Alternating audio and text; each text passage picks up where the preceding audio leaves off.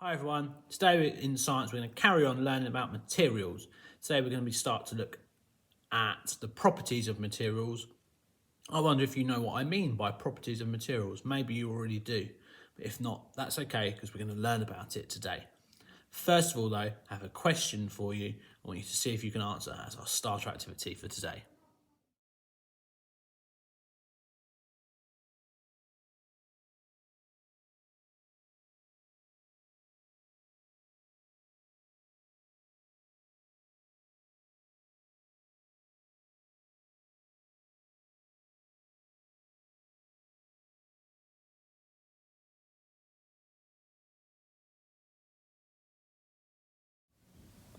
So what do we mean by material then, year one? It's a bit of a recap from what we done last week.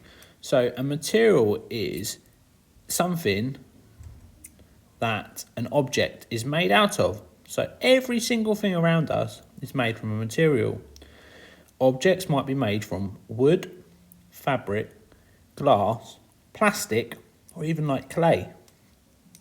Look at this light bulb down in the bottom corner. What material do you think light bulbs are made from? Down in the description, I've added a link to a song about materials that I've found. It's quite a catchy tune, so I think you'll enjoy it. Maybe you can learn to sing the song and that will support you with your learning of materials. Before building or making anything, you need to think about what materials you're going to use because each one of them will have a different purpose. So objects are made from different materials because of the different things that they can do. Think about what this following item or this window is made from.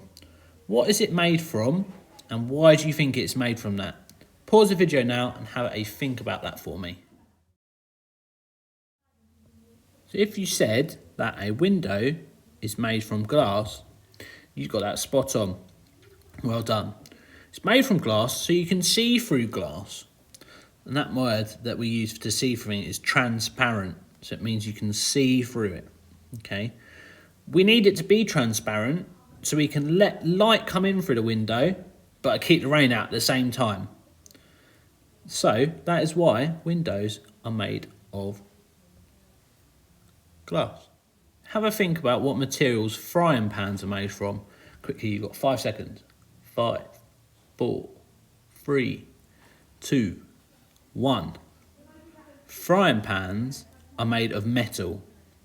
So frying pans need to get very hot so they can cook the food. Metal can get really hot and it lasts and stays hot for a very long time. And also because you're cooking food for it, you need to be able to clean it. So that's why metal is used for frying pans.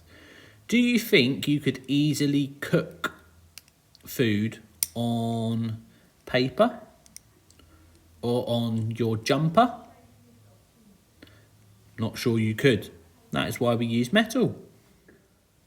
With the person at home with you or someone in your house, have a look at the objects that we've got on the page here. What I want you to do is to have a look at how you would group some of these objects together. And I want you to have a talk with the person with you and think about why you've grouped them that way. So you might have grouped them one way because they're made out of the same thing.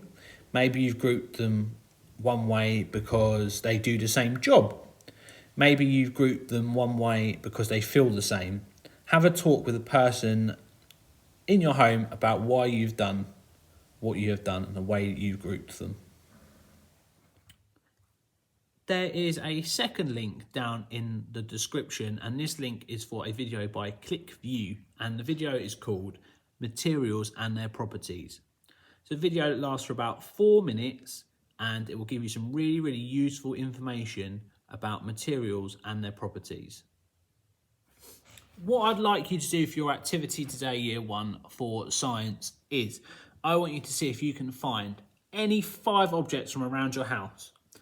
I want you to then think about and talk with the person at home with you what that object is made of. So what material it is made from, why it uses that material, and then give it a description. So you're talking about its properties.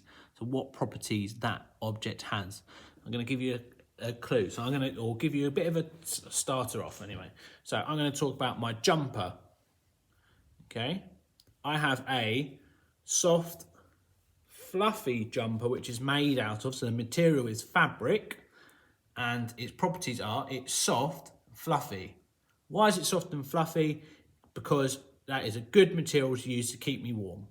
Okay, let's see if you can do that for some of the objects that you find at home. Some objects might be made out of more than one material. So an example of this would be my chair. So this is made out of two materials. This is made out of plastic as well as fabric. So you can see the plastic part is the legs and the bottom of the chair and the back. And the fabric is the seat and the back support, the bit that I can lean back on in the chair. Okay, so it's made out of more than one material, it has more than one purpose, it has more than one job. So its first job is for me to sit on, and the second purpose of it is it's to keep me comfortable, so I have somewhere nice to sit when I'm doing my work. Okay, so it needs to be made out of two different materials to achieve its jobs. So if it was made fully out of material, it would be soft and comfy, and it'd be soft to sit on, but I'd be sat on the floor because it wouldn't be able to hold me up. But if it was made out of all just plastic, it'd probably be a bit uncomfortable by the time I go home at the end of the day, and I might have a backache. That's why they have, with this object, used two materials to make it, so it can serve the two purposes that it is made for.